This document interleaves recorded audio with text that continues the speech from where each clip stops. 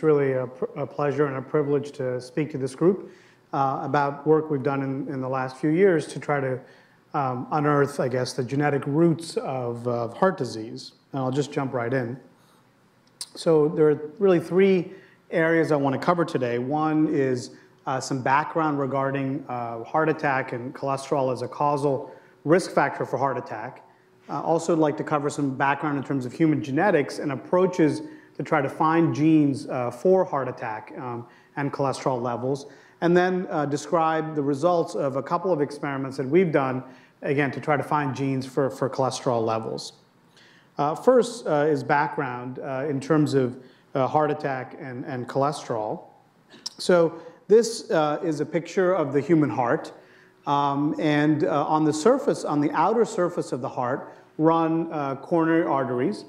These are the arteries that nourish the heart with blood and oxygen. And blockages in these arteries basically lead to heart attack. And so if you look at one of these arteries, and for example, this is one of the arteries that runs down the front wall of the heart. There's one on the right side and then another one on the left side going back behind the heart. So there are really three major arteries.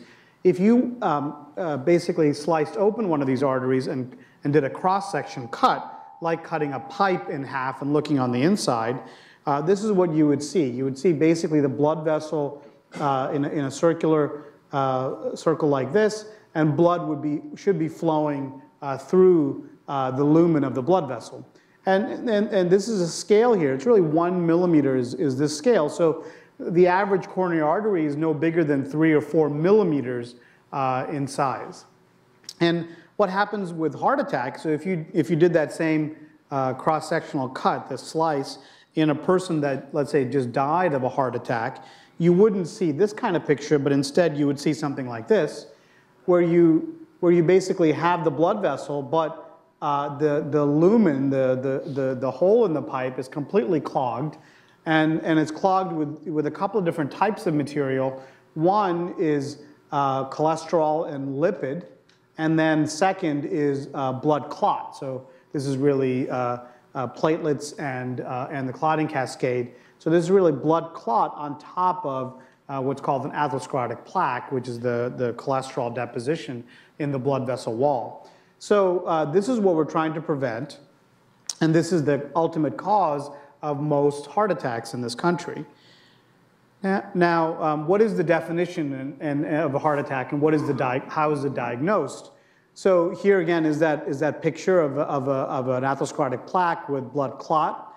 The definition of a heart attack is really acute, complete blockage of one of these arteries that supply blood to the heart, the coronary arteries, leading to basically death of heart muscle tissue. Okay. So when the blood clots here, there's complete blockage. There's blockage of blood flow down and so there's lack of blood supply to the heart muscle.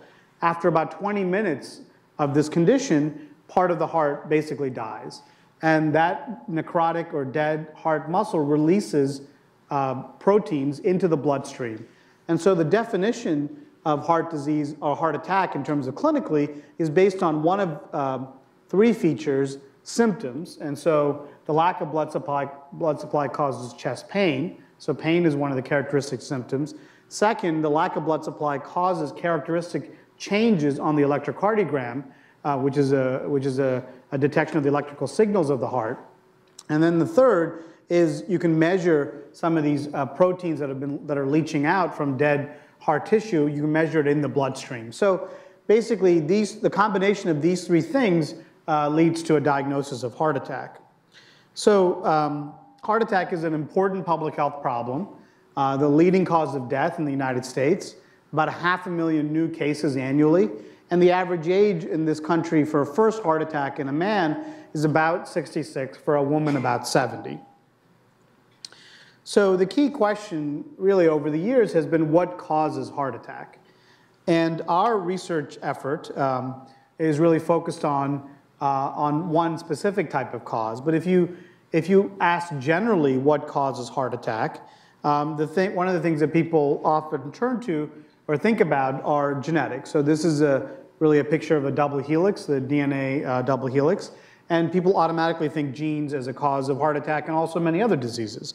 But of course, we all know it's equally important that there are many environmental causes and probably equally or more important these days in terms of causing heart attack. And so heart attack, like many other diseases, is really the interplay between underlying genetic factors and on top of that, an overlay of environmental influences like the diet that we eat or the cigarettes that we smoke and so forth. So, our research is specifically focused on that left half of what I just showed you, is to really define the genes that put people at risk for heart attack. And that's the work that I'm going to try to describe in the next half an hour or so. So we'll start by focusing on a pedigree. So this may be familiar to some of you, but I'll just go through in detail what this is about. This is a genetic pedigree, and the squares represent male individuals in the family. The circles represent female individuals in the family. If there's a slash to the individual, that individual is deceased, so is no longer alive. And the individuals in black are those that have a certain condition that you're interested in studying. So it's the disease status or affected status, as we say in genetics. So it's really the people in dark have the condition, have the disease, and the people that are open circles basically don't have the disease. And so what you see here is these are grandparents. You have the parental generation, and then you have the kids, the third generation. And you see that there are 3 people in this family have a specific condition. And it turns out this the condition in this family is actually heart attack. And this grandmother here died of a heart attack at age 60. There are 2 individuals here that had heart attack here at age 42 and here at age 52 and here at age 42. And then the offspring are younger and they've not had any clinical disease yet. And this is actually my family. And so when you see many members of a family with heart attack like this, the immediate question is, does genetics playing a role here in terms of putting the family members at risk for MI? And MI is short for myocardial infarction, which is the medical term for heart attack. So if you look at inherited risk for myocardial infarction and you ask the question, if your mother or father had a history of early onset heart disease, what is the fold increase in personal risk to you as the offspring? The answer is about 3-fold. So you're at about 3-fold increased risk if you have a parent with early onset heart disease. And so this suggests a role for genetics in terms of heart disease causation. Now there's another, if you go back to this family and ask what else tracks in the family besides heart disease risk, what you'll see is that there are several members of the family here that also have high amount of the bad cholesterol. So this is LDL cholesterol, the bad cholesterol. And these are quite high values, 195, 200, 190. Okay? And so the cholesterol, to give some background regarding cholesterol in the blood, cholesterol is a fat. It is not soluble in water, and blood is mostly water. And so how is cholesterol, and cholesterol is a critical component of all cells in the body. So how is cholesterol carried around in the body if it can't be soluble, if it's not soluble, if it can't dissolve in blood? Well, cholesterol is carried around in particles, spherical particles called lipoproteins. And here is a schematic of a lipoprotein. And there are these monolayers that on the outside. On the inside is the water-insoluble fat, the cholesterol. And this outer surface is actually soluble. So basically, the nature has figured out a way to package up fats that are insoluble into these little particles, and it's carried around in the bloodstream in these particles. Cholesterol is carried around in these particles. And going back now almost 50 years or more, it's been shown that the level of cholesterol in the blood is correlated with future risk for heart attack. And the original observation goes back to July 1961 in a very famous paper from the Framingham Heart Study, which is just 20, 30 miles west of Boston, and it's still an ongoing study. In 1961, Dr. Cannell reported a paper called Factors of Risk in the Development of Coronary Heart Disease, 6-year follow-up experience. And this study it began in 1948, and there were about 3,000 individuals from the town of Framingham who were recruited into the study. They were all initially healthy at baseline. Their level of blood cholesterol was measured, and then they were followed over time for development of heart attack. And it turned out, after 6 years of follow-up, some number of them developed heart disease. And shown here is the relationship of the level of cholesterol measured back in 1948 with future risk for heart disease. And if you focus here on these columns, this is the serum cholesterol measured back in 1948 for these individuals. And this is the number of individuals developed, CHD stands for coronary heart disease, the number of individuals that developed heart disease. This is a total number of individuals at risk, and then this is an event rate, or the rate per 1,000 that developed heart disease. What you can see here is that if you break the population into 3 groups, the total cholesterol less than 210, 210 to 244, or 245 or more, and then asked what their risk for future heart disease was, the risk ranged from about 35 per 1,000 all the way to 120 per 1,000. So that's about a 3-fold difference in risk for heart disease based on the baseline level of cholesterol. So this observation put cholesterol on the map as a potential causal risk factor for heart disease. And it turns out, just like the disease itself of heart attack, the cholesterol level itself is genetic. And so about half of the reason why your cholesterol is similar to your parents or your kids or your brothers is due to genetic reasons, and the other half of cholesterol variation in the population is non-genetic.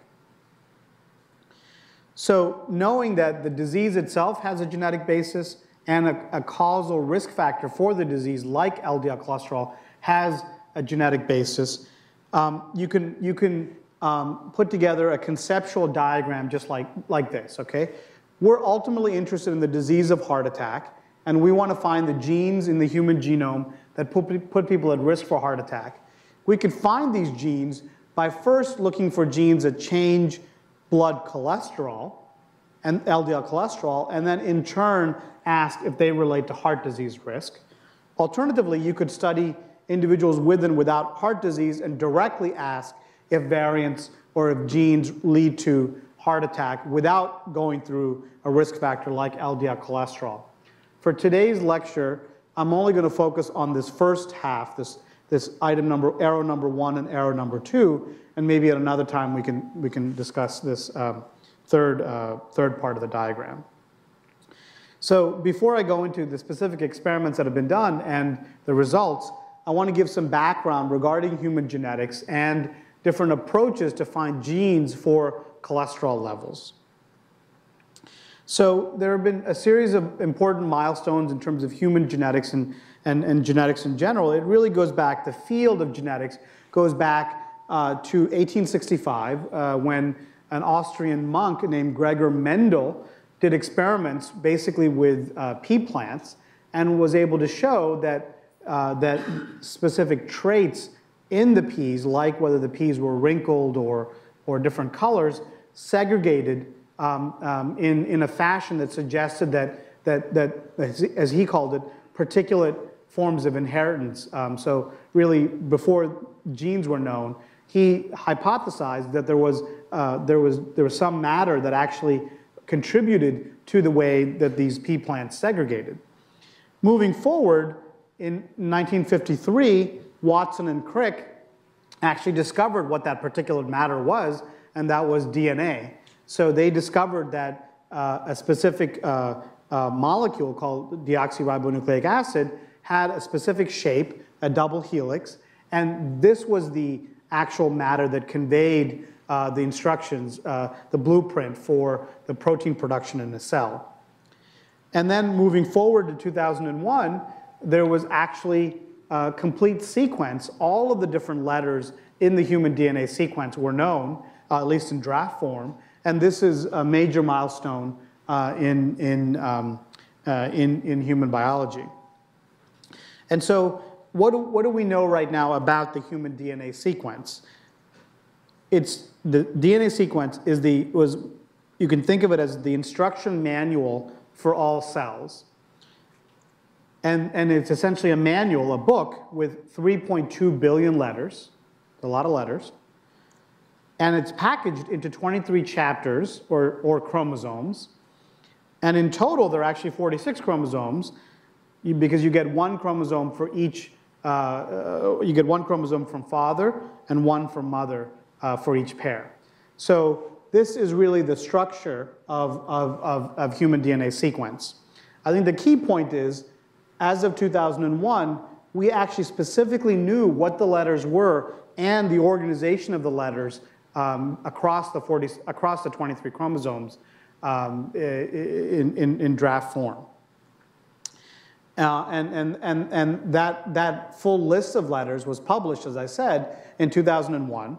And a lot of the effort actually was done by several groups, but including the predecessor to the Broad Institute at the Whitehead Center for Human Genome Research, led by Eric Lander, who's the current president of the Broad Institute. So knowing the letters and knowing that certain traits like heart attack and cholesterol levels cluster within families brings forward a specific hypothesis, and that is that differences in the letters, differences in the DNA sequence between individuals influences risk for disease. And that's the hypothesis that we've been working on and really trying to identify what those differences are. Now, we know that there are 3.2 billion letters in the sequence, and so the question is, can we identify the specific letters that are responsible for disease, for differences in disease risk? So how does one go about essentially drilling down from 3.2 billion letters to a very specific finite list of letters that are responsible for cholesterol level or heart attack risk? So what are the approaches to discover genes for disease? Well, there are two major approaches, and they break down based on two factors. One is what's called the risk allele, how common it is in the population. So some letters that put people at risk may be present in 1 in 2 people. It may be very common. Other letters may be present in 1 in 1,000 or 1 in 10,000. And that's what's shown on the x-axis here. On the y-axis is how large of an effect does that specific letter have on the trait of interest. So that variant that I mentioned that may be present in 1 in 2 people, the flavor present in 1 in 2 people, may change LDL cholesterol by only maybe 5 milligram per deciliter. But the variant that may be present in 1 in 5,000 or 1 in 10,000 people may change LDL cholesterol by 100 milligram per deciliter. And so that's the effect size that's on the y-axis. So to find genes, so there are two approaches. One is called population studies of association. And these studies generally find letters that are common in the population that have a modest effect, a small effect. There's another approach where you look at specific families and family-based studies. And these studies typically find variants or letters that are uncommon in the population, that are rare in the population, but have a very large effect size. And I'm going to describe both sets of studies that we've done specifically for the LDL cholesterol trait. So I want to give a bit of background on this association approach to find genes and variants, because that's really the new kid on the block that really made possible only in the last few years. And association as an approach actually goes back many, many years to 1950. And the first association study in the literature that's credited is with basically Sir Richard Dahl. Now, he took people with lung cancer, and he took people without lung cancer. You can call these individuals cases, you can call these individuals controlled, and measured smoking as the exposure. He basically tallied up the number of people with lung cancer who smoked and the number of people without lung cancer who smoked, and found that smoking was much more prevalent in the cases with lung cancer compared to the controls without lung cancer. Now, this suggested that smoking was a causal factor for lung cancer. Now, this is an association study. It puts forth the hypothesis. Subsequently, through many years of work, we now know that is the truth, that basically smoking does cause lung cancer. So moving forward, we're now going to move away from smoking as the exposure being measured in such studies to now using DNA sequence differences as the exposure. And so I mentioned that there are 3.2 billion letters and that people do differ at certain spots in the genome in terms of the letters. And in those specific spots, so the general concept is that there's human genetic variation, that the 3.2 billion letters are not the same in everybody, that there are spots that differ.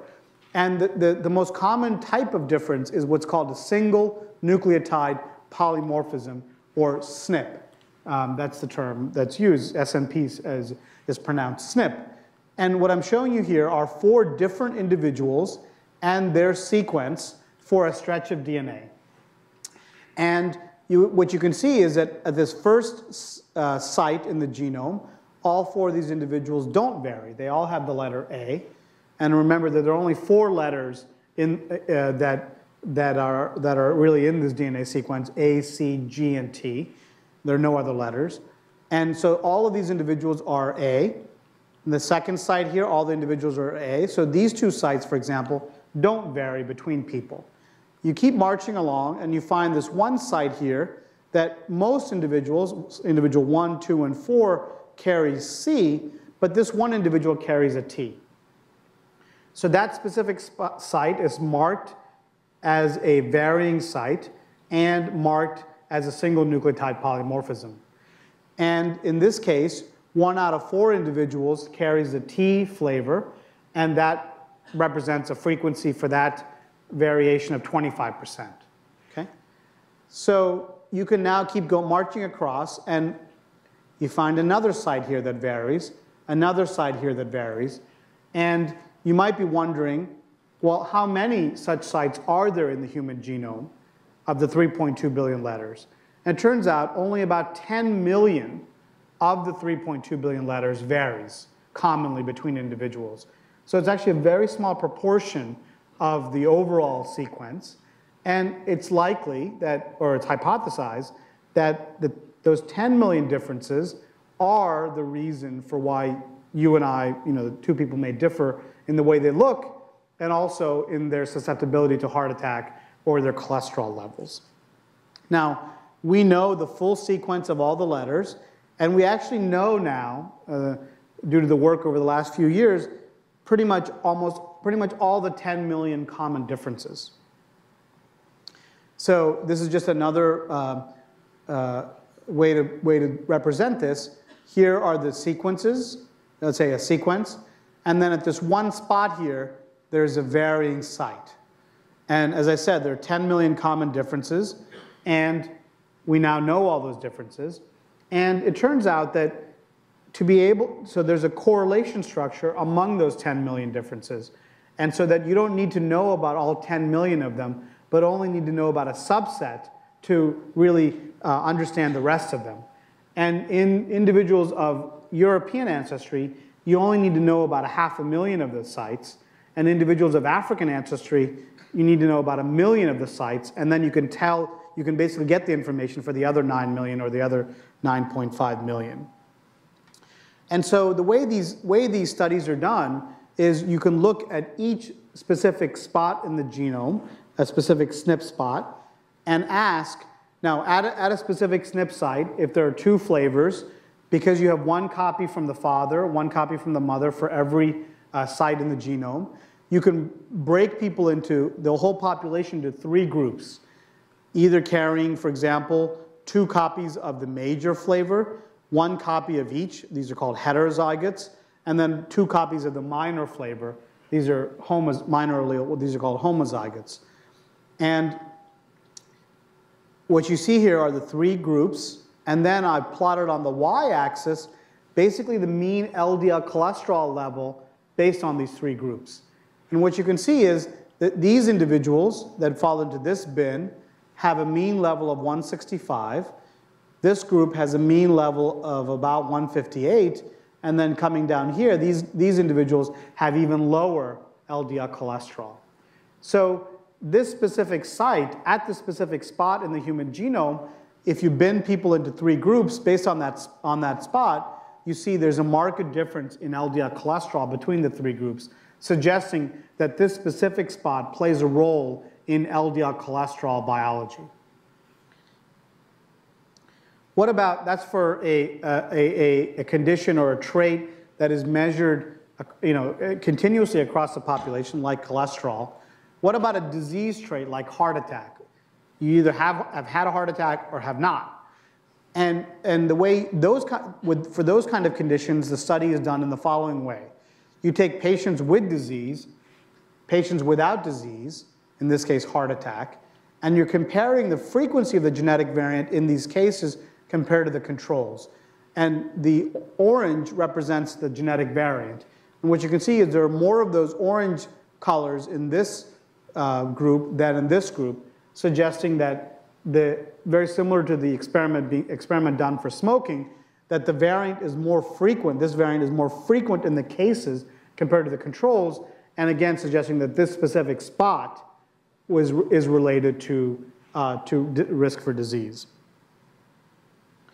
Now, a key technological advance over the last few years is the ability to actually measure all of these specific spots in the genome and get the letters back for each of the spots. And this is done using DNA chips, where these are chips made by two different companies, Illumina and Affymetrix. And you can put the DNA basically into these chips, your DNA from your blood, isolated from your blood, into these chips. After 2 or 3 days of experimentation, basically washes and so forth, you get out the letters for each of somewhere between 300,000 to 1 million different SNP spots in the human genome.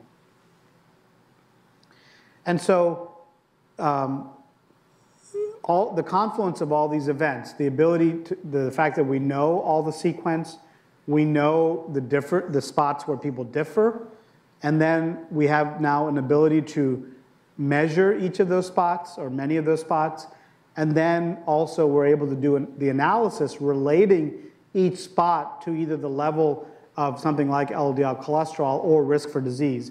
All of those things allow us to do what's called a genome-wide association study. And the definition here is you take a set of SNPs, 500,000 to 1 million polymorphisms, and you genotype them, you measure them across the genome, and to assess a role for each polymorphism in disease or quantitative risk factor for disease like cholesterol. So what I'm going to do is describe to you some results of work that we've done to do such studies, genome-wide association studies, for first the LDL cholesterol phenotype. So there are series of studies we published in the last 3 years, starting in 2007, moving forward to 2008, and then 2009. These are successively larger studies, larger experiments, and now in the published literature, we found 30 specific letters of the 3.2 billion, 30 spots that contribute to either having high or low plasma lipid levels.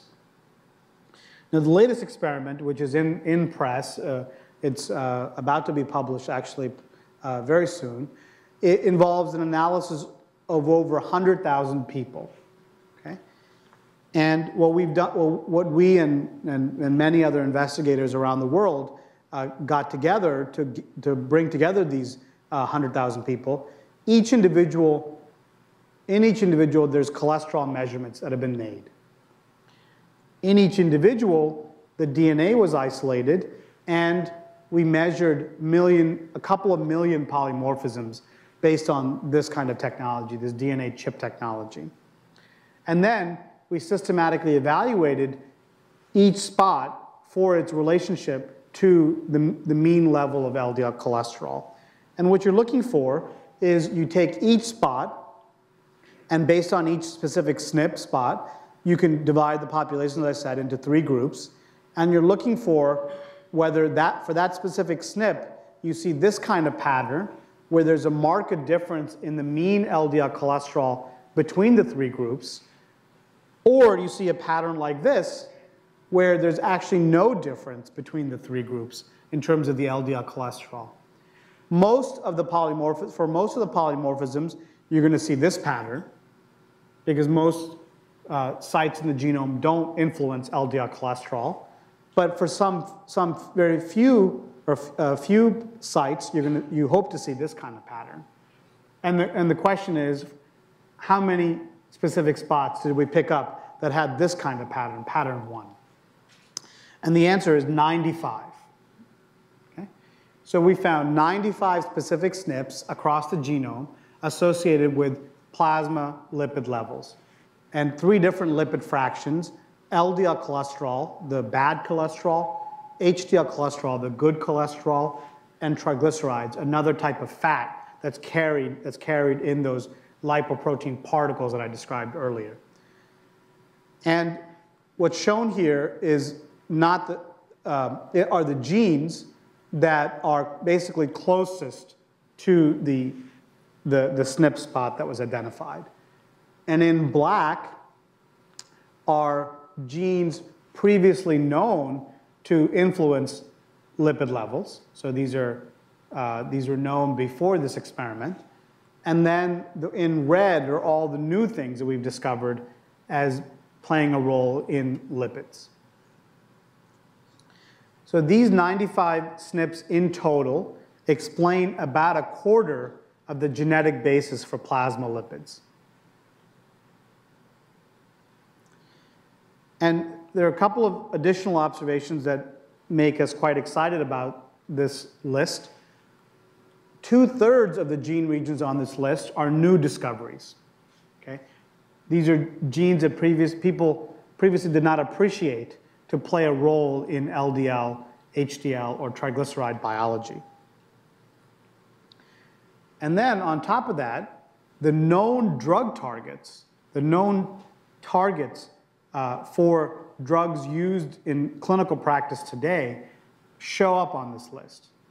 And there are 2 notable examples. One is a gene called HMGCR, which is also called HMG-CoA reductase, which is the target for the statin class of drugs.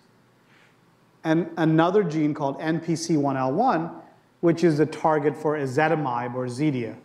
These are 2 drugs used widely in clinical practice to lower LDL cholesterol, lower the amount of bad cholesterol.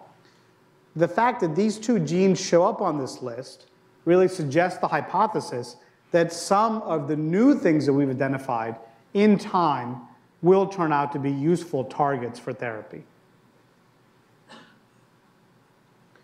So that is really one of the key questions going forward. There are really 2 key questions based on this list that we just generated. One is, how do the newly discovered genes lead to plasma lipid changes? Remember, I said they had not been previously appreciated to play a role in lipids, and so it's our job now, having identified these genes, to really mechanistically show how the genes change lipids. And then the second question is the one I just posed, which is, will any of the new genes be useful as targets for drugs to lower lipids, lower LDL cholesterol, for example, and consequently lower risk for heart attack? Okay, so that's a bit about the experiment in terms of population-based approach. Finally, I'd like to close by talking about the family-based approach. And here, we're looking at families that segregate where a disease is common. It's clusters in the family, disease, or let's say high or low cholesterol levels cluster. And then you take advantage of that family and you interrogate that family to figure out whether you can find the causal gene in that family. Here we looked at a little over 100,000 people to find the 95 genes. Here we're going to look at basically one family. Okay? but it has to be a very special family. And this is the work done by 3 individuals in my laboratory: Kiran Musunuru, who's a postdoctoral fellow, James Puricello, who's a medical student, and Ron Doe, who's a PhD student. And the condition we went after was a familial form of low LDL. This is not a disease, it's something that you all want to have.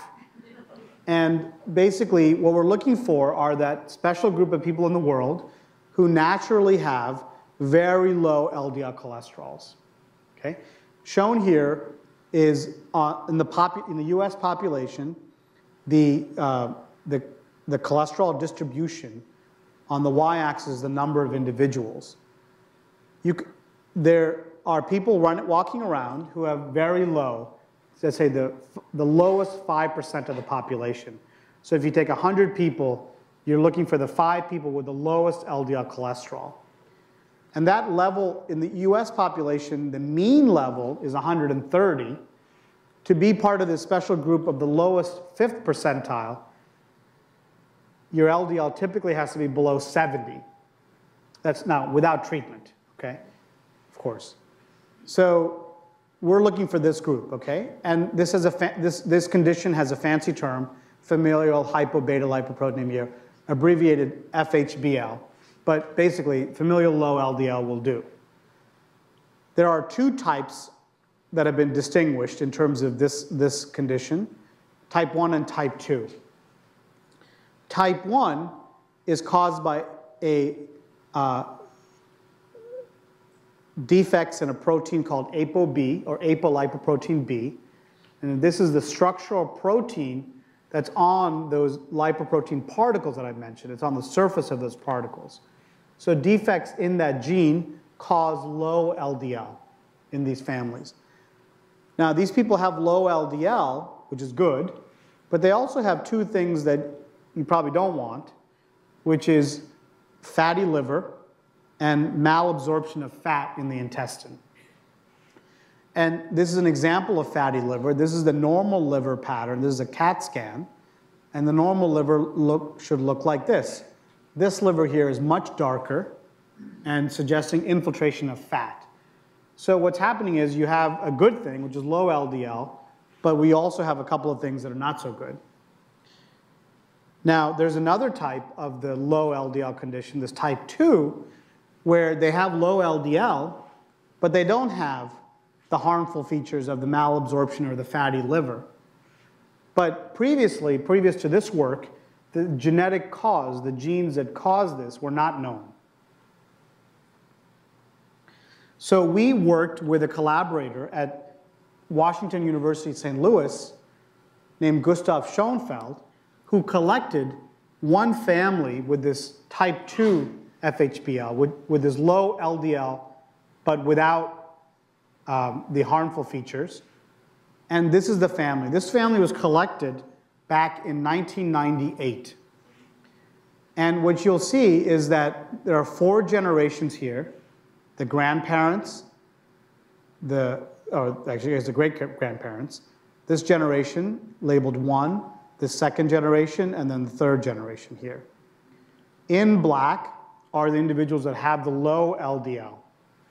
When it's shaded just in half, they have a level of LDL that's in between these people that are completely shaded and these people that are open circles or squares. So there are many people in this family that have low LDLs.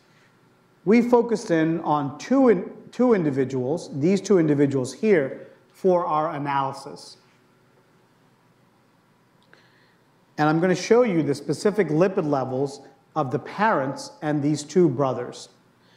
And we focused on these 2 individuals because they had the lowest lipid levels in the family.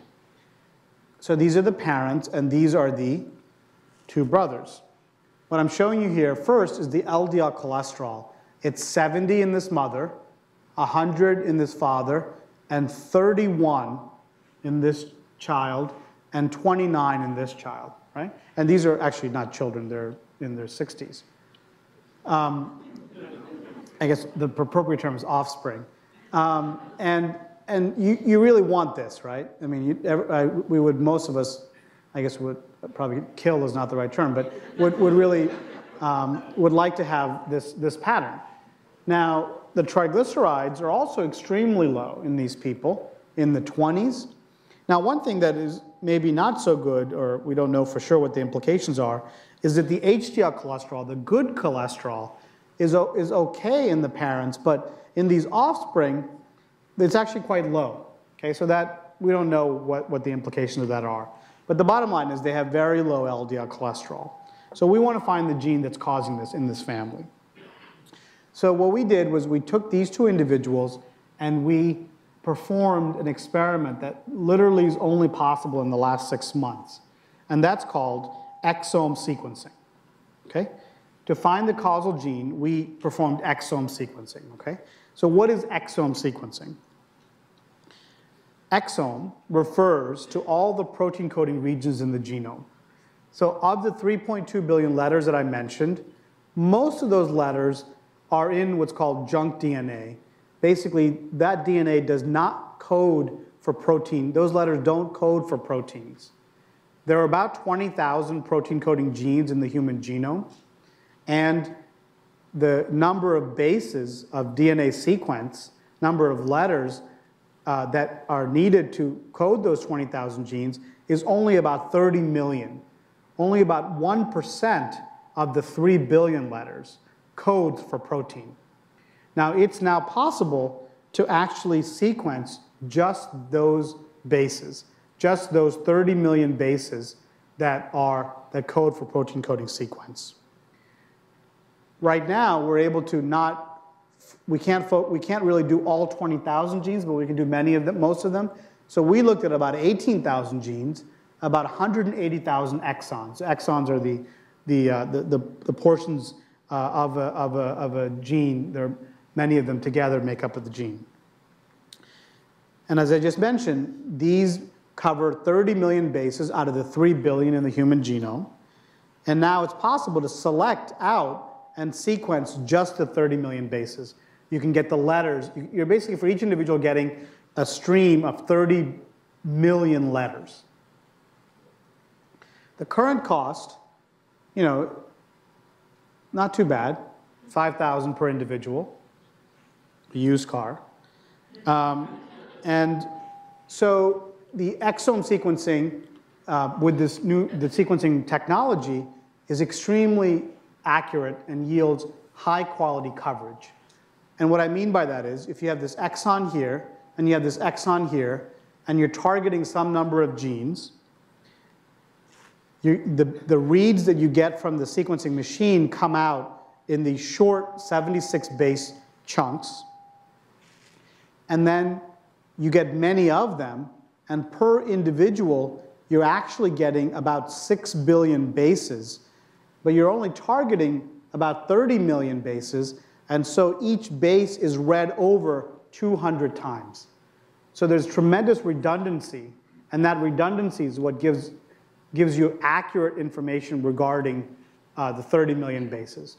And this is mostly technical detail for those who are interested in the audience, but the bottom line is it's now possible to get accurate information on the 30 million letters in one experiment for each individual at a very affordable, reasonable cost. So we did this exome sequencing in the two individuals, the two brothers that had the lowest lipid levels. So once you get those 30 million bases for the individual, this is one of the individuals, you have to do an analysis to figure out, well, of those 30 million bases, what is the responsible letter? What is the responsible gene for the low lipid level in the family? So the first step in that analysis is you take the 30 million letters and you map it back to what's called the reference sequence. And this is the sequence that's on the web that is the human genome sequence. Basically, this is the reference. This is the what we accept as one version of the sequence. So when you do that, you basically see that almost all of the 30 million bases don't vary from that reference sequence in this individual. It's basically almost all the same. The only sites that vary are about 16,000 of the 30 million. This basically speaks to the fact that we're mostly similar. Two people are mostly similar. There are only specific spots that vary. And of the 30 million, 16,000 vary. Now, so the causal gene is somewhere in this 16,000 sites, right? So then there are a series of filters that you can impose to get down to a manageable number of sites that potentially could be responsible for the low LDL level. One filter is you remove all the variants that are seen in public databases. And I think that what I'm going to do is move through this relatively quickly. For those who are very interested in these filtering steps, we can discuss it afterwards. When you do that filtering, you're left with only about 750 potential variants that might cause the low LDL. Then you remove variants from another database called 1,000 Genomes, and you're now left with 480. We had the opportunity to sequence across the exome 60 other individuals for other reasons. You remove variants seen in those individuals, now you're left with 250, approximately. And this is a good number to keep in your head. It's estimated that every individual in the world has approximately 250 mutations in the coding gene, in the coding regions of the genome that are unique just to them, that are private just to them, or their closely related family members. So then you annotate and you figure out, well, most of these, how do these alter the function of the gene? And it turns out only 150 of the 266 alter the function of the gene. They code for they change an amino acid. 6 of them actually completely stop the protein. And the remainder don't have those properties. So we concluded that the action is likely among these 156. So now in this family, we've gone from 3.2 billion letters to 30 million, now to 156 that we think are responsible, potentially responsible. But we really think there's only one answer, right? Only one mutation or 1 or 2 mutations. And so there's one more step, and that step is that we required that both copies of a gene, one from the father and one from the mother, had to be defective, and that both brothers had to share these defective copies. And the reason these 2 requirements are reasonable to impose is because, first of all, the brothers shared the phenotype of low LDL, so they should share the causal mutations. And then it looked like in the family that you had to have 2 defective copies of the gene. The pattern of inheritance was recessive, that you had to have 2 defective copies to get both the low LDL, or all 3 lipid fractions low, LDL, HDL, and triglycerides. So it suggested that both copies of a gene had to be defective. So we imposed both of these criteria, and now, believe it or not, we're only left with 1 gene that had this property of having both copies defective and shared by both brothers.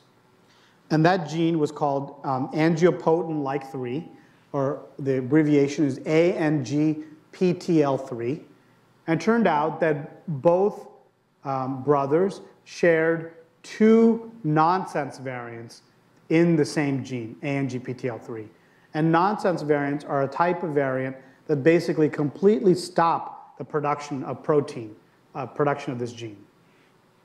And this is some of the details. So this is the reference sequence. This is the first mutation. This TCC is what's present in most individuals in the world. In these 2 brothers, they instead have a TGA. That leads to amino acid 17, usually is a serine, but instead it becomes what's called a stop codon, an instruction for the cell to stop production of the gene.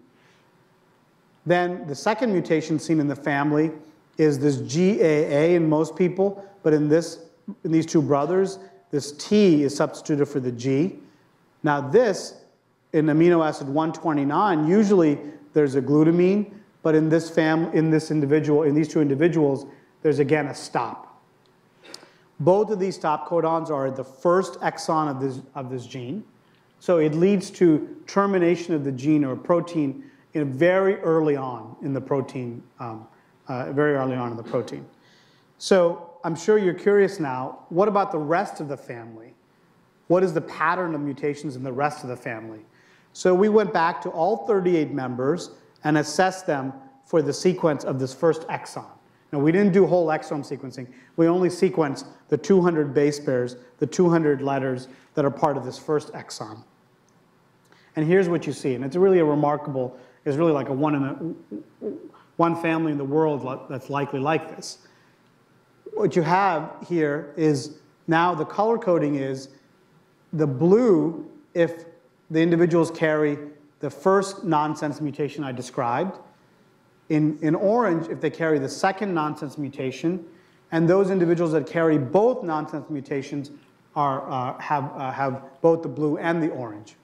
So you go back to this mother and father. You can see on the mother's side of the family, she carries the one nonsense mutation, so really one copy of the gene being defective. You can see that two of her brothers share that, so it likely came from the parents, but we don't have the parents' DNA to figure it out. But what's amazing is this father marries into this family with a different nonsense mutation in the same gene. And then they go on to have 10 children, right? And remember, you get one copy of a gene from your father, one from the mother. So these 4 individuals happen to get the defective copy from the mother and the defective copy from the father. This person is marries into the family, of course. This person also got one defective copy from the mother, one from the father. Same pattern for this brother and then this sister. Now, this sister only got the bad copy from the mother. This sister only got the bad copy from the father, and so on. And then you look down, and you can now see that the mutations are being transmitted to the next generation as well. What I think is highly interesting, of course, is that the 4 people that had both defective copies had the lowest lipid levels. So they have LDL levels here in the 30s, you see? And I think there's one very interesting mating here, which is this sister in the family has an LDL of 36. This person marries into this family with a very high LDL of 214, okay? But thankfully, the mother is protective, and the kids have low LDL, 70 and 100. So it suggests that this gene is quite important and has a large effect on LDL. So what we can say from this work is, and I'll skip through this, is that knocking out ANGPTL3 function in humans leads to extremely low LDL cholesterol. And nature is basically telling us that in this, experiment of nature, which is this family. And so now the question is, if we go in and find a medicine, a chemical molecule or an antibody that can actually knock out this function of this protein and give it to people, will it have the effect of lowering LDL and consequently lowering risk of heart attack? And that's really the work of the next 5 to 10 years.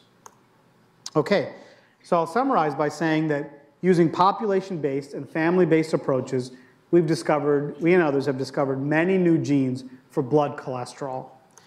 And the key future goals are to understand how the new genes work and figure out if any of them can be targeted by drugs with the hope of reducing risk for heart attack. A whole host of collaborators to thank. There's a large group from around the world that participated in the 100,000-person study that I mentioned, called the Global Lipids Genetics Consortium.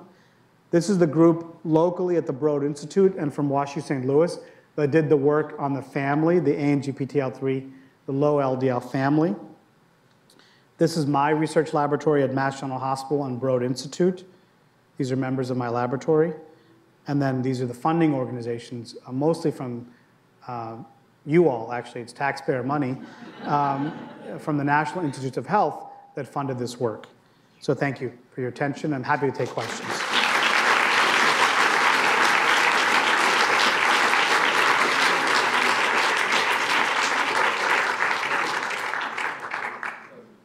So if you have questions, please come down to the mic. Or I can bring the mic to you.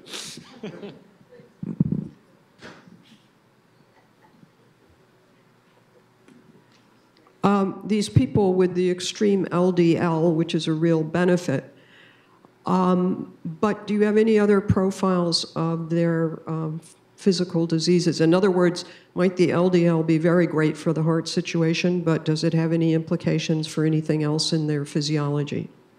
Certainly it didn't have any implications for the fertility. They had 10 children. But for other things, I think that's a very good question. We are now going back and designing a research study to bring these people back and do more intensive investigation. But on the first blush, they don't have any major abnormalities in terms of liver problems or other blood problems. They're living to a relatively long age. The parents are in their 70s and 80s.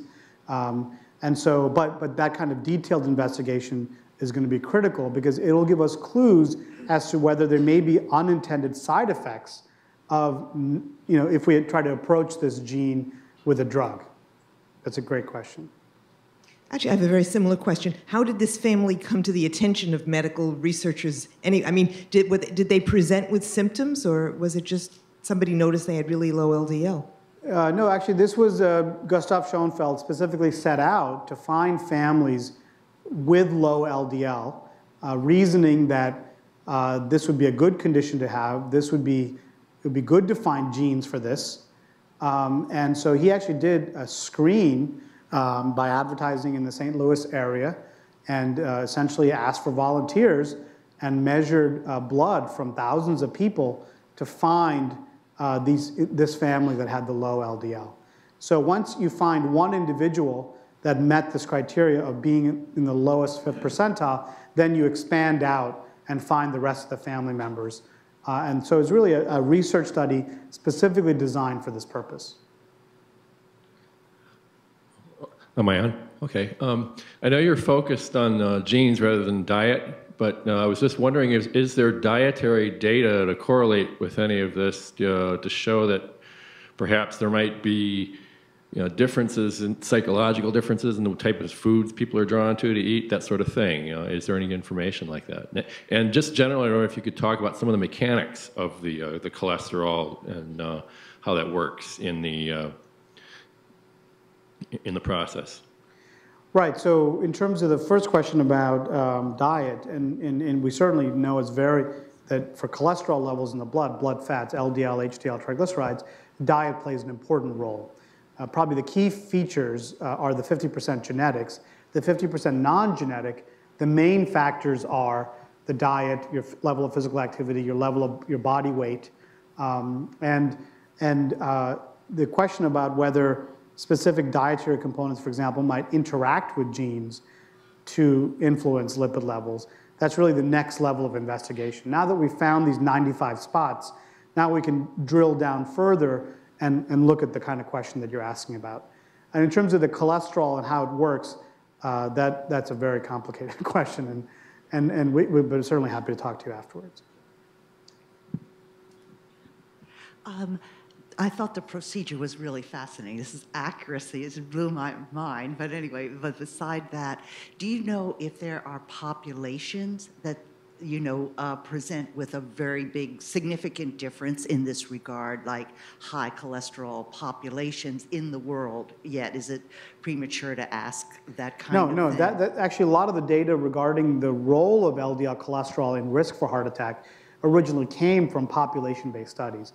There's a very famous study by a physician named Ansel Keys, who is called the 7-country study. And he simply took the 7 countries, had the average cholesterol level in each of the countries, and correlated that level to risk of heart disease. And the country that at that time had the highest LDL cholesterol in the world was Finland, and they had the highest rates of coronary heart disease. And the lowest were things like rural China, and they had extremely low average LDL cholesterols, and they had the lowest rate of heart disease. So at a population level, cholesterol level vary, and there's a correlation between the cholesterol level in populations and the risk for heart disease. Do you think that this gene perhaps would help them absorb this type of fat, where it's not, people who have the normal gene, it helps them absorb this type of fat, and people who don't have this gene, they don't absorb the fat as well? And perhaps it would be advantageous during a famine that you would be absorbing this fat better than other people. Yeah, so I think the mechanism by which this gene changes LDL is entirely unknown right now. And it's a subject of very intense investigation, because we really need to understand that. And your hypothesis about absorption is as good as any other out there. And I think that, but time will tell. I think we'll know in the next couple of years. Hi, I'm referring back to an earlier question. Where does the line get drawn between investigating possible unintended consequences and side effects if we targeted a gene like this,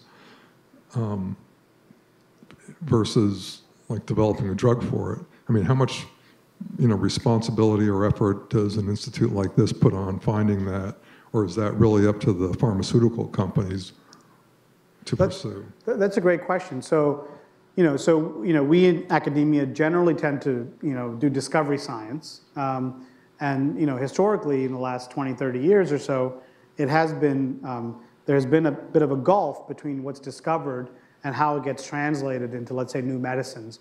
And there's the expectation that the discovery of medicines for these discoveries, based on these discoveries, would happen entirely, let's say, in the pharmaceutical industry. The pharmaceutical industry, has had a mixed success in developing new drugs, and the model with which they've worked. I think most people agree that it has not been terribly successful. A lot of money spent, but very little new medicines. And so there are calls for new models where academia basically gets involved earlier in the process, or there's partnerships between academia and industry or in the early stage, let's say right after something like this is identified as a potential good target. And the Broad actually is heavily involved in those kind of private-public partnerships to explore the development of new drugs. In fact, there's an entire platform here to develop new drugs at the Broad Institute, one of the major platforms for basically the drug discovery platform. So I think this whole enterprise is something that's a bit in flux.